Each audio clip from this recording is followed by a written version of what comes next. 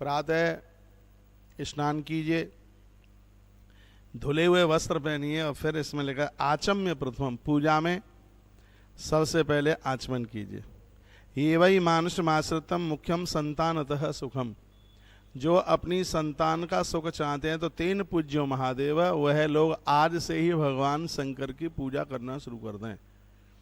आप भगवान महादेव की पूजा करोगे तो आपके बच्चे दुखी नहीं रहेंगे, इसकी गारंटी भगवान व्यास ले रहे हैं। यह श्लोक उन्होंने ही लिखा है। ये वही मानुषमाश्रित्य मुख्यम संतान सुखम, आपने मनुष्य जीवन धारण किया है और आप संतान सुख चाहते हैं तो तेन पूज्यो महादेव, हमें दिखाओ भाई समझ, तो तेन पूज्यो महादेव सर्व कार्यार्थ साधक, आज से ही आप भगवान शंकर की पूजा शुरू कर दीजिएगा और आपके सभी काम बन जाएंगे। कोई भी काम आपका अटकेगा नहीं, कोई भी कार्य है आपका बिल्कुल भी नहीं रुकेगा। और आनंद की बात ऐसी है कि भगवान शंकर तो ऐसे सिद्ध देव हैं, इतने सीधे देव हैं, इतने भोले देव हैं कि चारों वर्णों में से कोई भी इनकी पूजा करता है, सबको पूजा करने का अधिकार है। स्पष्ट वर्णन है ब्राह्मणा क्षत्रिया वैश्या शूद्राश विधवत क्रमात्।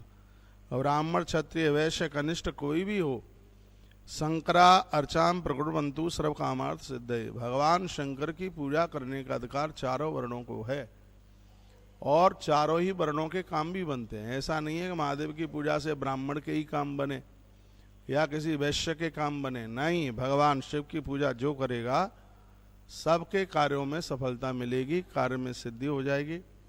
इसलिए आप अपने घर में भगवान शिव की अर्चना कीजिए, भगवान शंकर को पूजिए, भगवान शिव की आप वंदना कीजिए। भगवान महादेव के बिना कुछ भी नहीं है। यह अनादि और अंत काल से हैं, जब कोई भी नहीं था तब यह थे और जब कोई नहीं रहेगा तब भगवान शंकर ही रहेंगे। सृष्टि के आरंभ में भी यही और सृष्टि के समापन में भी यही, इनके बिना कुछ भी नहीं है। 5 देवताओं की जहाँ पूजा की जाती है उसमें भगवान महादेव को बड़ा विशेष माना गया है। ऐसा बताते हैं कि प्रदोष काल में जितने भी देवता हैं वो भगवान शंकर की पिंडी में विराजित होते हैं। ये सब भगवान शिव का दर्शन करने के लिए आते हैं।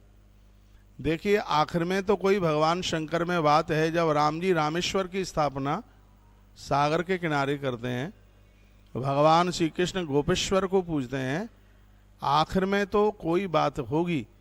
यदि ऐसा ना होता तो यह देव क्यों भगवान को पूजते, उनकी वंदना क्यों करते, उनको प्रणाम क्यों करते। हम मानव हैं, हम मनुष्य हैं और मनुष्य जीवन बड़ी मुश्किल से मिला है। गोस्वामी जी ने लिखा है, देह धरे कर यह फल भाई, भजिय राम सब काम व्याई। मनुष्य शरीर धारण करने का फल यही है कि संसार के कार्यों को करने से पूर्व भगवदीय कार्य कीजिए, इसके बिना कुछ भी नहीं है। आज युवा हैं, शरीर में शक्ति है, चाहे जैसे समझ लीजिए, वृद्धावस्था में सब संग छोड़ देंगे, कोई साथ नहीं देगा। साथ देने वाला होगा तो एक सिर्फ भगवान, भगवान और भगवान। द्रौपदी का चीर खिंचता, ये कथा आप सब जानते हैं, सबको पता है।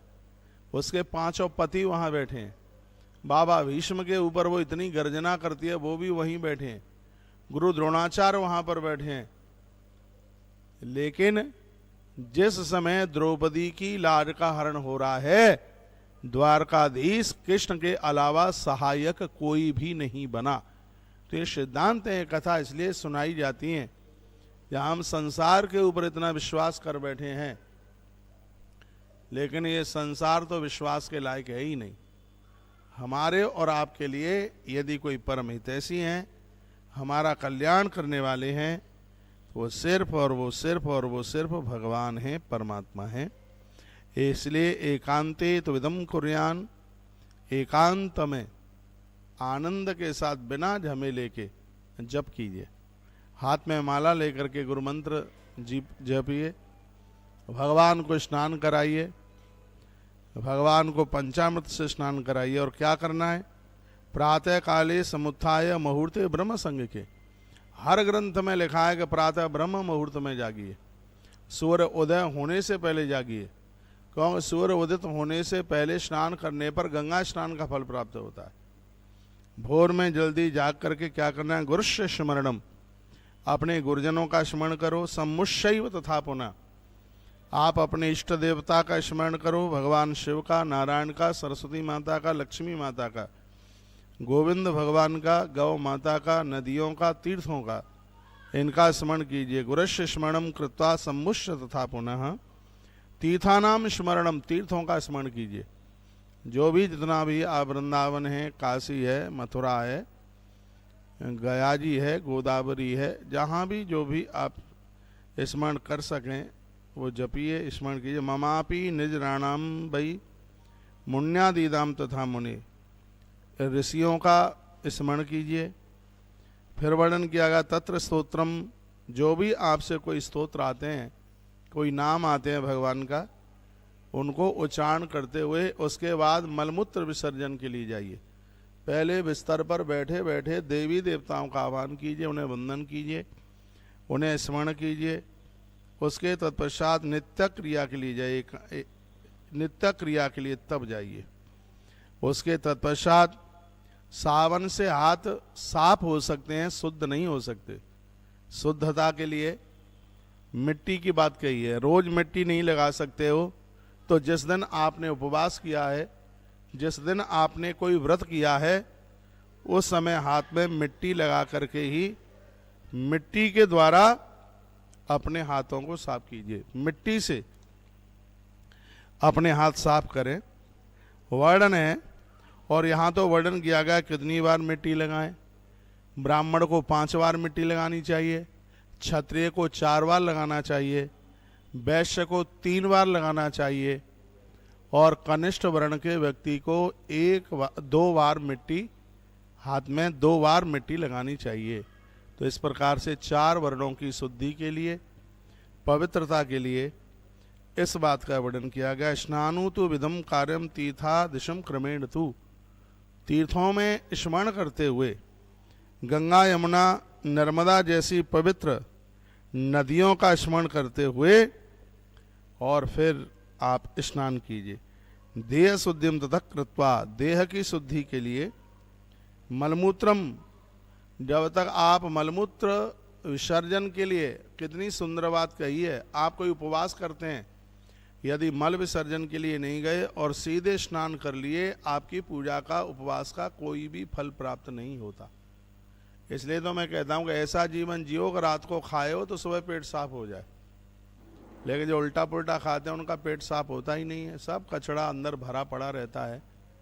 तो यहाँ पर वर्णन किया गया है, आपका मन नहीं है तो भी जाइए, धुले हुए वस्त्र पहन करके, और फिर भगवान का पूजन करें। तावत दूरम न कर्तव्यम न यावत चंदनम छिपेद तंदुलई सुंदरस तत्र पूजिए शंकरम मुदा।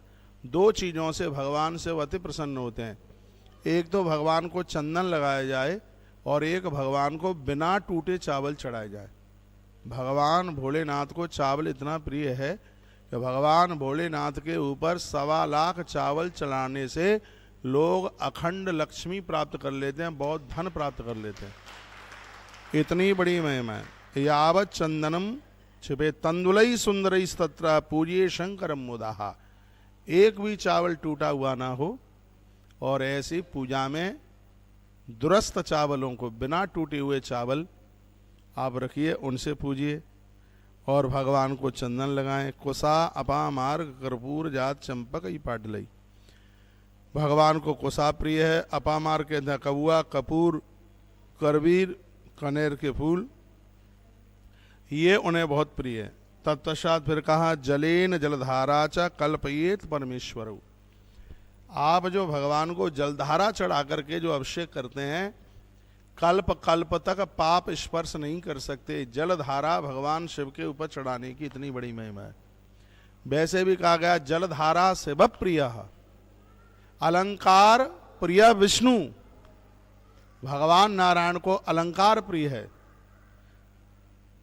भानु सूर्य भगवान को नमस्कार प्रिय है, लेकिन जलधारा शिव प्रिय भगवान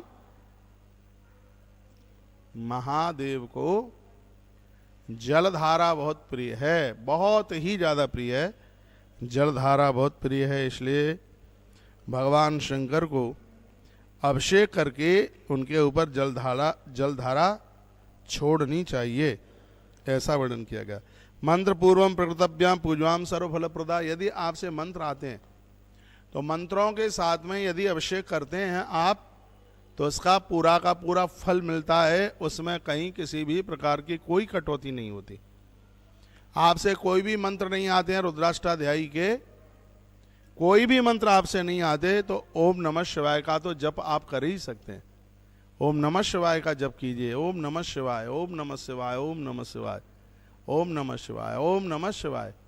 इस मंत्र के जप के द्वारा भगवान शिव का महारुद्राभिषेक कीजिए। और मैं आपको क्या बड़ी बात बोलूं, एक छोटी से छोटी बात मैं आपको बोल रहा हूं, आप अपने घर में भगवान शिव का अभिषेक आज से ही आरंभ कर दें, कल सुबह से आरंभ कर दें। यम यम चिंतते कामम, तुम जो सोचेंगे वही अपने आप में बिल्कुल पूरा हो जाएगा। आपके कार्यों को कोई बिगाड़ नहीं सकता, आपके कार्यों को कोई रोक नहीं सकता। आपकी हर समस्या का समाधान उसी समय हो जाएगा जिस समय आप भगवान शिव का महाअभिषेक, महारुद्रा अभिषेक आप आरंभ कर देते हैं। अपने घर में शंकर की पिंडी रखिए। तुलसी वन आश्रम ने भी देश में बहुत शिवलिंग भेजे हैं, हो सकता है आपके भी घर में किन्हीं किन्हीं के में आए होंगे, शंकर जी आए होंगे, देखो आए, शंकर जी आए होंगे, सालराम भगवान आए होंगे, किताबें आई होंगी, तो इनका पाठ करते रहिएगा और भगवान महादेव को, भगवान शिव को पूजते रहिए। अर्घम दत्वात् पुष्पाणि पादेयो शुभ कार्य च। किसी भी देवता को आप निलाते हैं उसमें 2 एकाध फूल डाल लीजिए। भींगा फूल भगवान को नहीं चढ़ाते, लेकिन जल में फूल डाल करके उस जल से भगवान को स्नान कराना बहुत ही ज़्यादा शुभ माना गया है, बहुत ही ज़्यादा दिव्य माना गया है, बहुत ही ज़्यादा पावन माना गया है। हस्ते गृहीत्वा पुष्पाणि समुत्थाय कृतांजलि। आरती के तत्पश्चात हाथ में फूल लेकर के आप भगवान को पुष्पांजलि करते हैं। ग्रंथाकार कहते हैं कुबेर का भंडार खाली हो सकता है, आपके घर में कभी भी अन्न धन की कमी नहीं आ सकती। पुष्पांजलि की इतनी बड़ी महिमा है, भगवान शिव को पुष्पांजलि समर्पित करने का इतना बड़ा महात्म्य है। लिंगार्चन के पूजा की बड़ी महिमा। मार्जनम तु तथा कार्यम शिवस्यो पर वही पुनः नमस्कारम तथा शांतिम। वर्णन किया गया आरती के बाद भगवान को आदि परिक्रमा कीजिए और उन्हें वंदन कीजिए, प्रणाम कीजिए। कल्याणम जायते तस्यः। बताते हैं शुक्ल पक्ष यथा शशि, जैसे शुक्ल पक्ष में चंद्रमा की वृद्धि होती है, भगवान महादेव का पूजन करने से, अभिषेक करने से आपके परिवार की ऐसे ही वृद्धि होगी। कोई आपके घर की तरक्की को रोक नहीं सकता।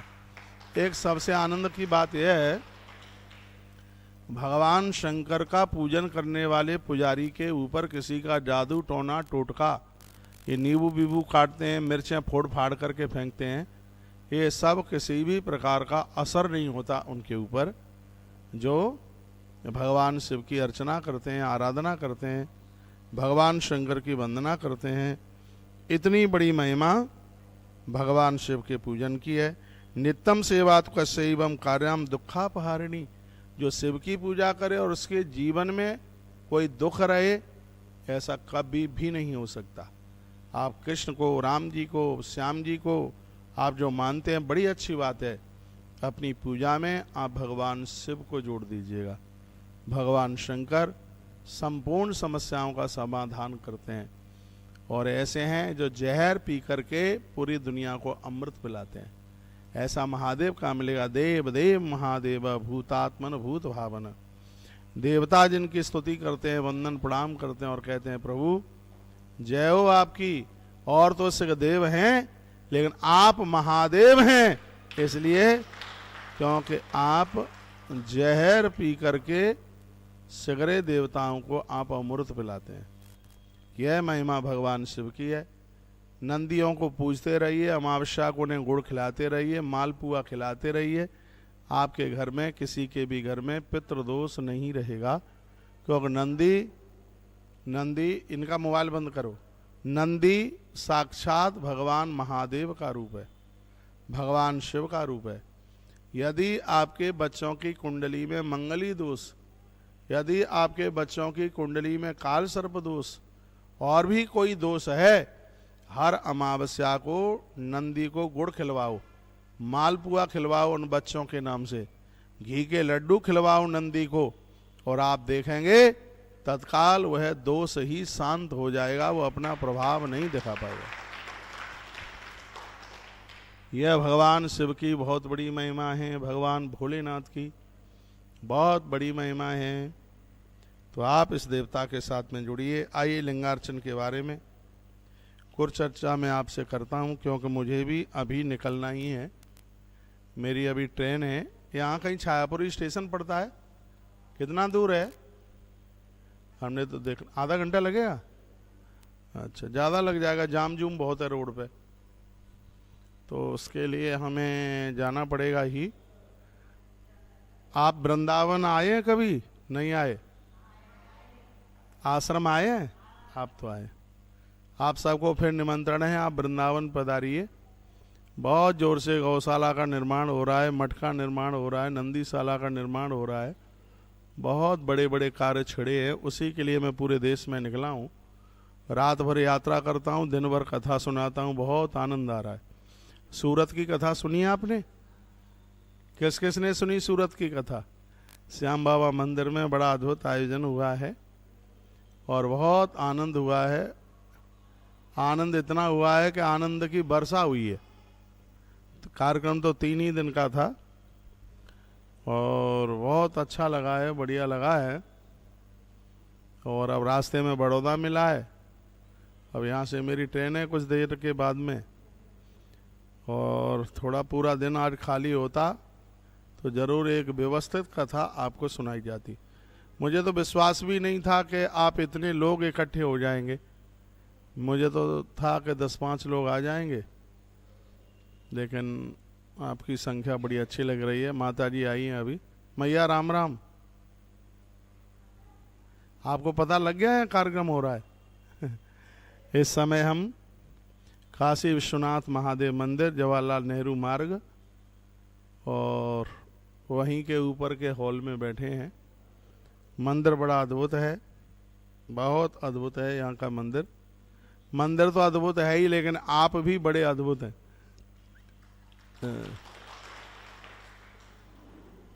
आप राजस्थान से हैं, गुजरात से हैं, यूपी से, बिहार से हैं, कहाँ से हैं ज़्यादा? हाँ, गुजरात। गुजरात में गुजरात वाले कितने? हाथ उठाओ। 4, 5, 6, 7। राजस्थान वाले कितने हैं? राजस्थान वाले कम है। यूपी वाले कितने हैं? बिहार वाले भी हैं? बिहारी बाबू नहीं है कोई? माता जी आप हैं बिहार से? अच्छा अच्छा। बोलिए बांके बिहारी लाल की, श्री हनुमान जी महाराज की, आज के आनंद की। ये जितने भी देवता हैं वो सब भगवान शंकर की शिव पिंडी की पूजा करते हैं, सब शिवलिंग पूजन करते हैं। वर्णन किया, लिंगानी कल्पतैवा अधिकारानुरूपता विश्वकर्मा दौतेभ्यो नियोग्य मम वाहरे। स्वयं श्री विश्वकर्मा जी ने शिवलिंग बना करके इन देवताओं को दिए। वर्णन किया गया है किसको कौन सा शिवलिंग दिया। विश्वकर्मा जी ने जो शिवलिंग बनाए, उन्होंने कुबेर जी को सोने का शिवलिंग प्रदान किया। जो कुबेर भगवान हैं वो सोने के शिवलिंग के ऊपर पूजा करते हैं।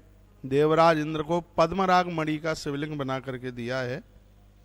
और पीले जो शिवलिंग हैं वो भगवान वरुण देव जी, भगवान विष्णु इंद्र नीलमणि के जो शिवलिंग हैं उनकी पूजा करते हैं। अग्निदेव वज्रलिंग की पूजा करते हैं। और जो ब्राह्मण लोग हैं वह बहुत ज़्यादा मिट्टी के शिवलिंग की पूजा करते हैं। नाग लोग हैं, नाग चंदन के शिवलिंग का पूजन करते हैं, और नाग मूंगे के शिवलिंग का भी पूजन करते हैं। और माता दुर्गा मक्खन के शिवलिंग का पूजन करती है। यह महिमा भगवान के शिवलिंग की पूजा की है। पारे के शिवलिंग भी पूजे जाते हैं और एक एक शिवलिंग है वो अपने आप में बड़ा अद्भुत है। बहुत ज़्यादा प्रभावशाली है शिवलिंग, जिसको कहते हैं नर्मदेश्वर। अभी मैं सूरत में भी जिनकी चर्चा कर रहा था, ऐसे भगवान नर्मदेश्वर हैं जिनके ऊपर नीचे जहाँ भी आपने चढ़ाया है वो सब ग्राह्य है, उसको आप स्वीकार कर सकते हैं। उसमें कहीं किसी भी प्रकार का भेद नहीं है।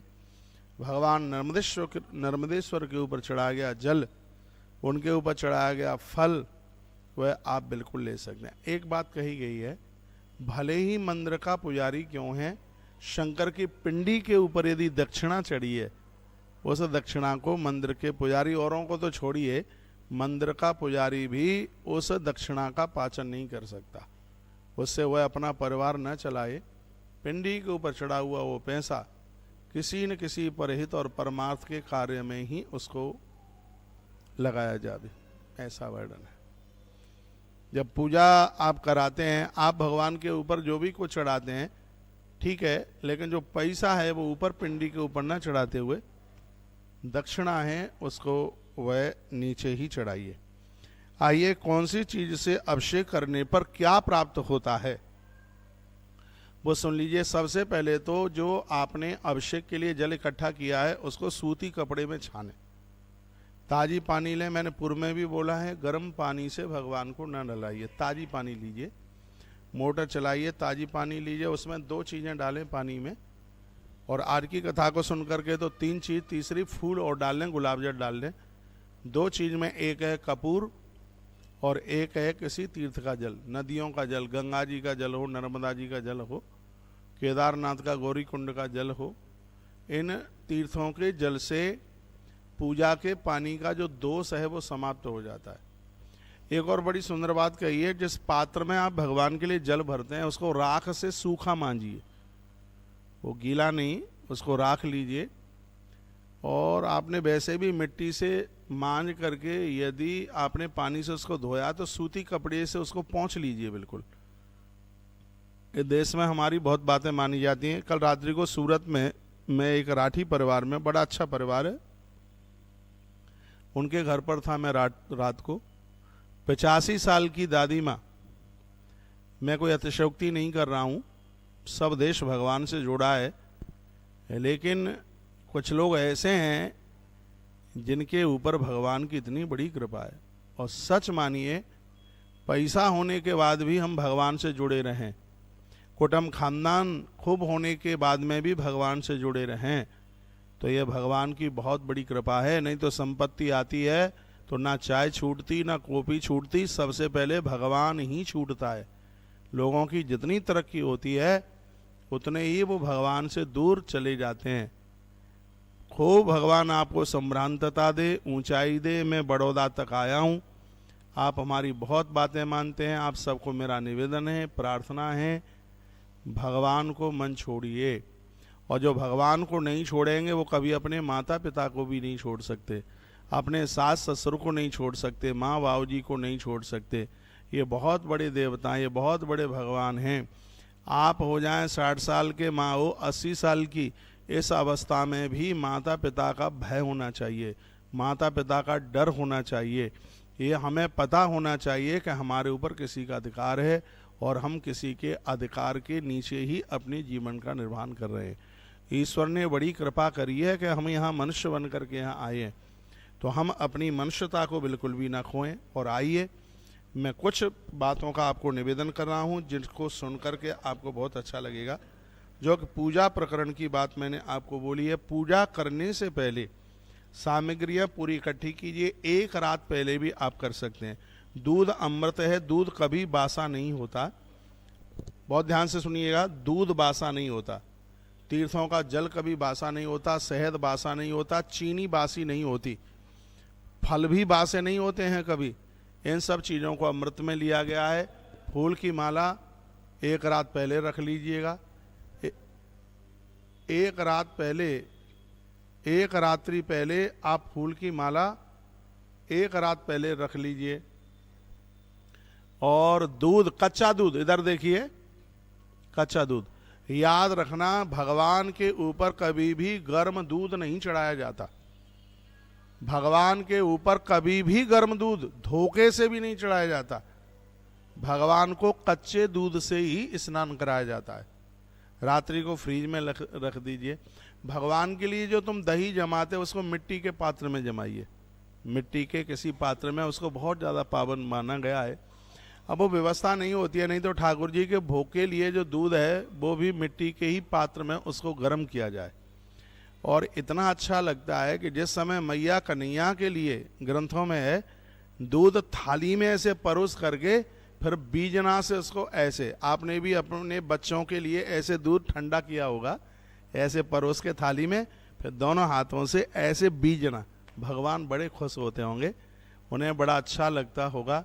समी पत्र है पूजा में, तुलसी पत्र है, तुलसी मंजरी है, बेल पत्र है, दूर्वा है, फूल हैं, फल हैं, जल है, चंदन है, रोली है, धूप है, दिया है। ये सब पहले से इसको तैयारी करके उसके बाद में बैठिए। फिर आप एक एक चीज छोड़ देते हैं, पूजा में बैठ जाते हैं, फिर चिल्लाते रहते हैं ये नहीं है, माचिस नहीं है, तीली ये ला करके दे दो, वो ला करके दे दो। फिर घंटे भर की पूजा में आप चिल्लाते ही रहते हैं, तो फिर पूजा में तो मन लगता ही नहीं है। पहले पूरी सामग्री भगवान के बर्तनों में, घंटी रोज धोई जाती है, थालियाँ रोज धोई जाती हैं, शंख को रोज धोया जाता है। डेली जिस पात्र में भगवान को स्नान करा रहे हैं वो रोज धोया जाता है। जिस कपड़े से भगवान को पोंछ रहे हैं उसकी रोज धुलाई की जाती है, उसको रोज ही धोया जाता है। और क्या रह गया है, लोटा जिसमें आप अर्घ दे रहे हैं, ये भगवान के जो बर्तन हैं इनको नित्य रोजाना इनको साफ सुथरा कीजिए। जिस पात्र में भगवान को आप नहला रहे हैं, या तो उसमें स्वस्ति बनाइए या ओम बनाइए या श्री बनाइए। खाली पात्र में बिठाकर भगवान को न नहलाएं, उसमें स्वस्ति बनाएं, ओम बनाएं, श्री बनाएं, थोड़े फूल डालें, थोड़ा सा चावल डालें। इसको भगवान को आसन देना बोलते हैं। फिर वहाँ पर भगवान को बिठाइए। कभी भी भगवान को, जैसे आप ठाकुर जी को आप नहला रहे हैं, तो भगवान को पीठ की तरफ से नहीं नहलाया जाता। ऐसा नहीं है कि भगवान को यूं आपकी तरफ मुंह करके और पीठ हमारी तरफ हो जाए, नहीं। भगवान को नहलाते समय उनका मुख है वो हमारी तरफ होता है, पीठ दूसरी तरफ होती है। और भगवान के चरणों में सबसे पहले उसमें आप चावल चढ़ाइए, फूल चढ़ाइए, हाथ जोड़िए। उसके तत्पश्चात थोड़ा सा जल ठाकुर जी के चरणों में डालिए, चम्मच से किसी भी प्रकार से। उसके तत्पश्चात फिर ऊपर से आप डालना शुरू कर दें। अब यहाँ बात चल रही है भगवान शंकर जी की। शिवालय में जब आप पूजन करते हैं, आपके घर में शंकर जी हैं। यदि शिव पंचायतन है, शिव पंचायतन में 5 आते हैं। बीच में शिवलिंग है, ठीक हमारी नाक के सामने गणेश जी बैठे हुए हैं, इधर की तरफ है पार्वती मैया बैठी है, ऊपर कार्तिकेय जी बैठे हैं, और जहाँ पानी गिरता है वहाँ श्री नंदी जी महाराज बैठे हैं। तो जब भगवान शंकर को नहलाया जाता है तो सबसे पहले गणेश जी के ऊपर जल डाला जाता है। गणेश जी के बाद में फिर आप किसी के भी ऊपर आप डाल सकते हैं, क्योंकि गणेश जी जल तत्व के देवता हैं। आपके कार्यों में कभी विघ्न आता ही नहीं है यदि आप अपनी पूजा को आप भगवान गजानंद से आरंभ करते हैं। इससे तो भगवान गणेश जी भी प्रसन्न होते हैं, कोई भी देवता रूठेगा नहीं। यदि आप अपनी पूजा को भगवान गणपति से आरंभ करते हैं, अपनी पूजा को आप गणेश से ही आरंभ कीजिए। सबके बाद में दूध दही जो भी है वो नंदी के ऊपर डालिए। नंदी धर्म का प्रतीक है, बिल्कुल। नंदी बड़ा अद्भुत है। नंदी के कान में जो भी कुछ आपने कह दिया है वो सब महादेव के पास में वह सूचना पहुंचेगी। नंदी बड़ा प्रमुख है। नंदी पितृदोष समाप्त करता है। नंदी हमारी अकाल मौत को दूर करता है। नंदी की इतनी बड़ी महिमा है। राम जी के हनुमान, महादेव के नंदी, शब्द नहीं है इनकी महिमा का वर्णन करने में। इतने अद्भुत देवता हैं ये, इतने अद्भुत देवता हैं। अपने नंदी के गले में कलावा बांधिए, नंदी के गले में कलावा बांध दीजिए उनके में। नंदी के कंठ में कलावा बंधाई रहे 1 आध महीने में, फिर उसको खोलते रहिएगा। तो ये कुछ पूजा का जो प्रकरण है वह बड़ा अद्भुत है। और इसमें संसार की सभी समस्याओं का जो समाधान है वो देवताओं की पूजा करने से हो जाता है। लिंगम तो द्विविधम प्रोक्तम वायुभान तरत भुजा, वायम स्थूलम समादिष्टम सूक्ष्माभ्यांतरम मतम। 2 शिवलिंग की पूजा करो पर डे। एक तो है स्थूल और एक है सूक्ष्म। ये बात को ठीक से समझ लें। जो स्थूल है वो है पत्थर का, स्फटिक का या नर्मदेश्वर सामने रखे हुए हैं, ये इसको कहते हैं स्थूल शिवलिंग। एक सूक्ष्म है, और वो सूक्ष्म क्या है, वो आपके अंतर में घटित हो रहा है, जिसको ओमकार के नाम से जाना जाता है।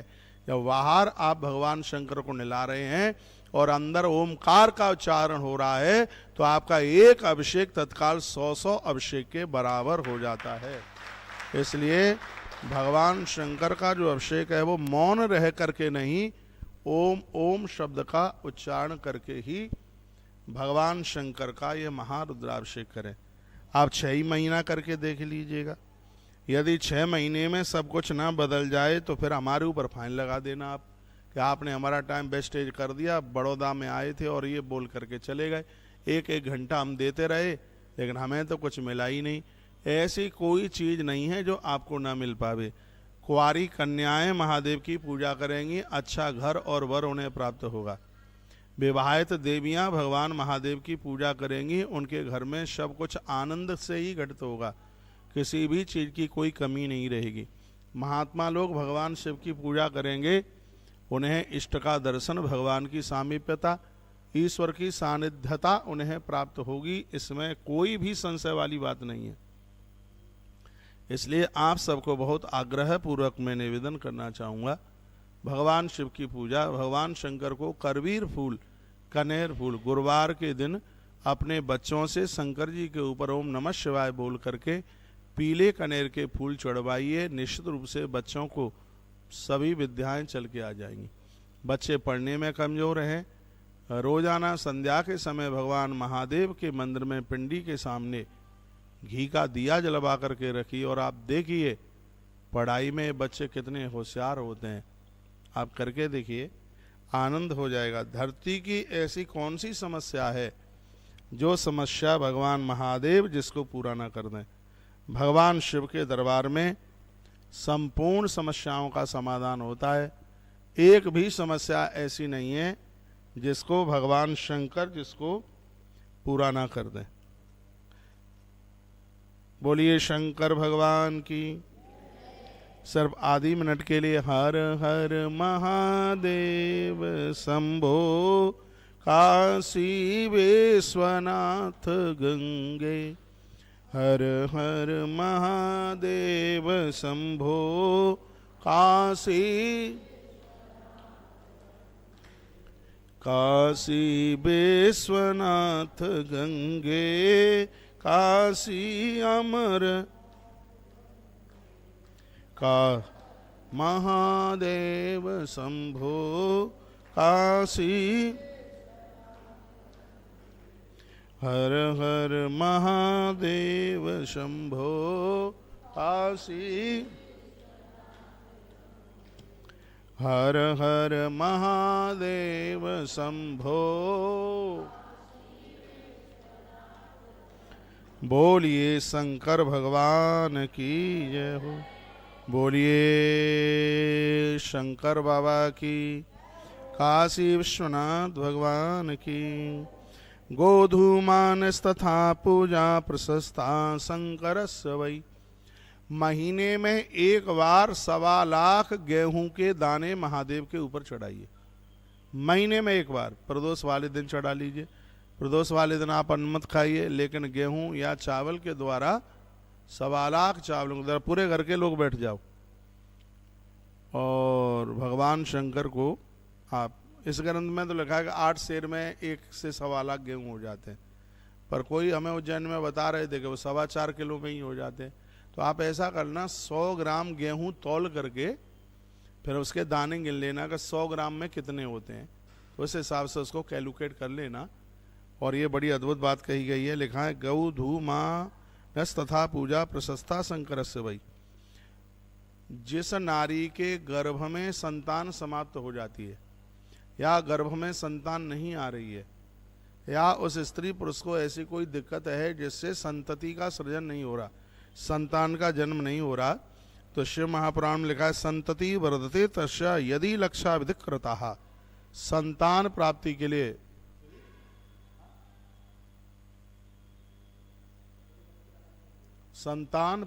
के लिए एक 1.25 गेहूं, एक 1.25 गेहूं भगवान महादेव के ऊपर चढ़ा करके और यह सौभाग्य आप कमा सकते हैं। देखिए, संतान जन्म के लिए तो है ही, लिए संतान की सुरक्षा के लिए भी बड़ी अद्भुत बात है। बच्चों की सुरक्षा के लिए भी यह एक बहुत बड़ा वरदान है। लिखा है संतति वर्धते। बच्चों को काम धाम नहीं मिल रहा है, बच्चे बेरोजगार घूम रहे हैं या उनका कार्य चल नहीं रहा है, नौकरी मिल नहीं रही है, पूरा देश मुझे सुन पा रहा है। आप 1.25 गेहूं, इसमें 1 लाख लिखा है, आप 1.25 चढ़ाइए, भूल चूक लेनी देनी। 1.25 गेहूं चढ़ा करके सोमवार को चढ़ाइए, पूर्णिमा को चढ़ाइए और आप प्रदोष वाले दिन चढ़ाइए। भगवान शिव को आप ये चढ़ाइए, इससे आपके बच्चों को काम मिलेगा, घर में सुख और घर में बहुत शांति होगी, ऐसा वर्णन किया। मुद्गानाम पूजने दैव शिवो यक्षत वही सुखम। वर्णन किया कि मूंग भी भगवान को आप चढ़ाते हैं, इससे घर में सुख बढ़ता है, इससे घर के कलह खत्म हो जाते हैं। मूंग के दाने, इससे घर में शांति, पति पत्नी में बन नहीं रही है, बाप बेटे में बन नहीं रही है, अड़ोसी पड़ोसी परेशान करते हैं, मूड ज़्यादा खराब हो रहा है। 1 लाख मूंग के दाने भगवान महादेव के ऊपर चढ़ाइए। ये बात रिकॉर्ड करने के लायक है, लेकिन आप रिकॉर्ड कर नहीं पाए हैं।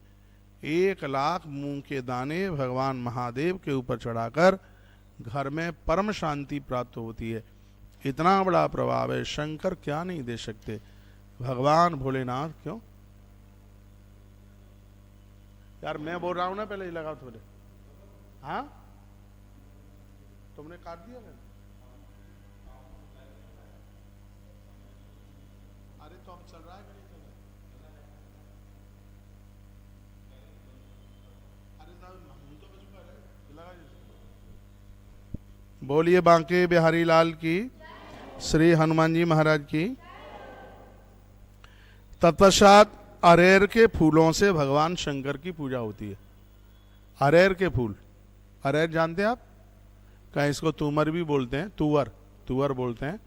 भगवान शंकर को ये फूल अपने आप में अति प्रिय, बहुत ज़्यादा प्रिय। केवलम दूध धाराम च तथा कार्य विशेषता। यदि कोई कार्य बिगड़ा है तो दूध की धारा से उस कार्य को बनाया जा सकता है। कच्चा दूध लीजिए, पानी में मिलाइए और उससे भगवान शिव का अभिषेक कीजिए, जिससे आपकी संपूर्ण समस्याओं का समाधान हो जाएगा। शर्करा मिश्रता तत्र यदा बुद्धि जड़ो भवेत। यदि बच्चे पढ़ने में कमजोर हैं, उन्हें मृगी का रोग है, माथे में दर्द है, मस्तिष्क में पीड़ा है, बहुत ज़्यादा कष्ट है, आधा सीसी का दर्द है, मस्तिष्क दुखता है, मृगी का रोग है, तो थोड़ी शक्कर दूध में डालकर उसको मीठा करके भगवान शंकर का महा अभिषेक कीजिए, आनंद हो जाएगा, कमाल हो जाएगा। लिखा है केवलम दुग्धाराम च तदा कार्याम विशेषता शर्करा मिश्रता तत्र यदा बुद्धि जड़ो भवेत। यदि जड़ बुद्धि हो गई है, वो भी बुद्धि गुरुदेव बृहस्पति जी महाराज के बराबर हो जाएगी। इतनी बड़ी महिमा है भैया ये भगवान शंकर की। यदा च उच्चाटनम देहे जायते कारणम बिना। शंकर का अभिषेक करोगे तो किसी का उच्चाटन, किसी शत्रु का भी प्रभाव नहीं होगा, कोई दुश्मन भी हमारे और आपके ऊपर अपना हमला नहीं बोल सकता। इतना बड़ा प्रभाव है। राई का तेल शिव के ऊपर चढ़ाया जाता है, शत्रुनाम तापनार्थम, शत्रु परेशान करता है। सरसों का तेल पानी में मिला करके शंकर जी का उससे अभिषेक कर दिया जाता है। तो इससे भी ये एक बहुत बड़ा इसका ये समाधान है। धारा गंगाजल तैव भुक्ति मुक्ति फलप्रदा। आप गंगाजल पानी में डाल करके आप भगवान को चढ़ाते हैं तो मृत्युंजय समुद्भवा। मृत्युंजय का मतलब है मृत्यु को जिताने वाले भगवान महादेव। तो गंगाजल से भगवान का स्नान कराने पर इससे आयु मिलती है, भक्ति मिलती है, धन मिलता है, और सबसे बड़ी बात यह है गंगाजल से भगवान को स्नान कराने पर इष्ट दर्शन होता है, भगवान का दर्शन होता है।